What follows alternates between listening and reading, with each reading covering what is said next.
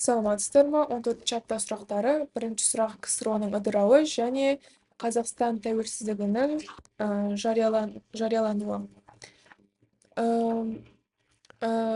1980-жылдардын соңунда КСРО терең дагдарыска учурады. Экономика әлсиреп, дүкендерде азык-түлүк тапшылыгы болду, өнеркәсип токтап, халыктын турмусу нашарлады.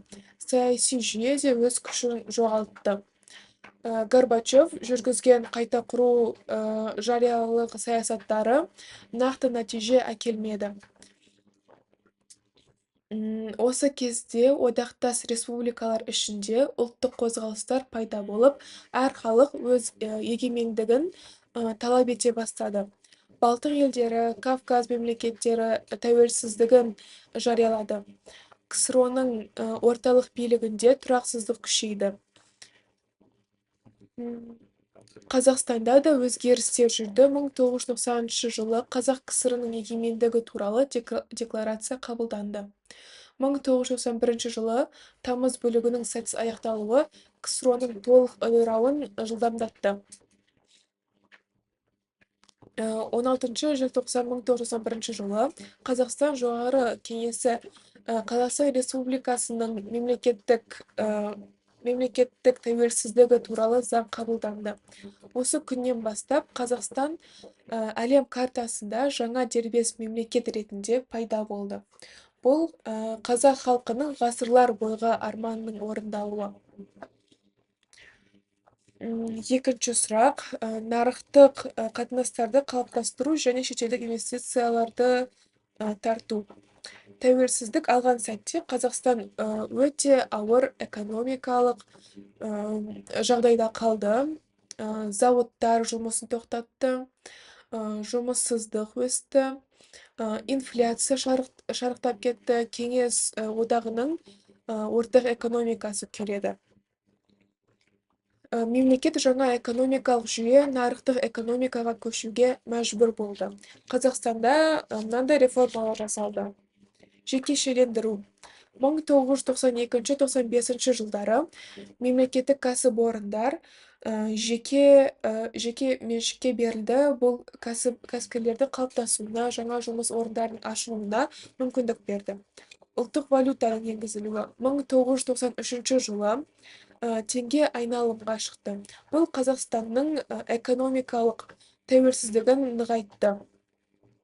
Шетелдік инвестицияларды тарту. Қазақстан ТМД елдері арасында бірінші болып инвестиция тарту саясатын белсенді жүргізді. Мұнай, газ, металлургия, энергетика салаларына Chevron, ExxonMobil, Eni, Total, ArcelorMittal деген сияқты алпауыт компаниялар келді. Осының нәтижесінде Қазақстан экономикасы тұрақтанып, жаңа технологиялар, халықаралық стандарттар енді. Үшінші сұрақ, тәуелсіздіктен кейінгі этнодемографиялық жағдай, қандастардың оралуы. Кеңес одағы кезінде Қазақстан көп ұлтты қоғам қалыптасқан еді. 1991 жылы жылдан кейін демографиялық жағдай біртіндеп өзгерді. Қазақтардың үлесі өсті. Табиғи өсім жоғары болды, шетелден қазақтар көшіп келді. Шетелден қазақтар көшіп келді. Қандастарды елге қайтару саясаты 1991 жылдан бастап тарихи отанына оралғысы келген қазақтар өте көп ашылды. Олар Монғолиядан, Қытайдан, Өзбекстаннан, Түркменстаннан, Ресейден, Ираннан және Ауғанстаннан келді. Олардың елге қосқан үлесі қазақ тілін, дәстүрін сақтау, ауыл шаруашылығы мен кәсіпкерлікті дамыту, демографиялық көрсеткішті жақсарту. Урбанизацияның күшеюі, қазақтар қала көптен көшіп, әлеуметтік құрылым өзгерді, мемлекеттік тілдің ауқымы келді. Төртінші сұрақ, Қазақстанның сыртқы саясаттағы белсенділігі. Тәуелсіздіктің алғашқы күнінен бастап Қазақстан бейбіт, ашық, көп векторлы сыртқы саясат жүргізді. Бұл саясаттың негізгі мақсаты әлемнің барлық елдерімен тең құқылы өзара тиімді байланыс орнату. Қазақстан бұға 1992 жылы мүше болды. Бұл еліміздің халықаралық деңгейде танылуына жол ашты. Көрші елдермен тығыз байланыс орнатылды. Қазақстан Ресеймен стратегиялық әріптестік, Қытаймен шекараны толық шешу, Орта Азия елдерімен аймақтық ынтымақтастық орнатты. Және ядролық қарусыздану. Қазақстан Семей ядролық полигонын жапты. Әлемдегі 4-ші ядролық арсеналдан бас тартты.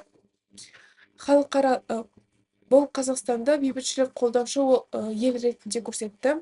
Халықаралық ұйымдармен жұмыс жасады. Қазақстан EQII, ШИ, ТМД, Түркі мемлекеттері ұйымы сияқты құрылымдардың белсенді мүшесі. 2010 жылы EQII саммитін өткізді. Бұл еліміздің беделінің жоғары екенінің дәлелі.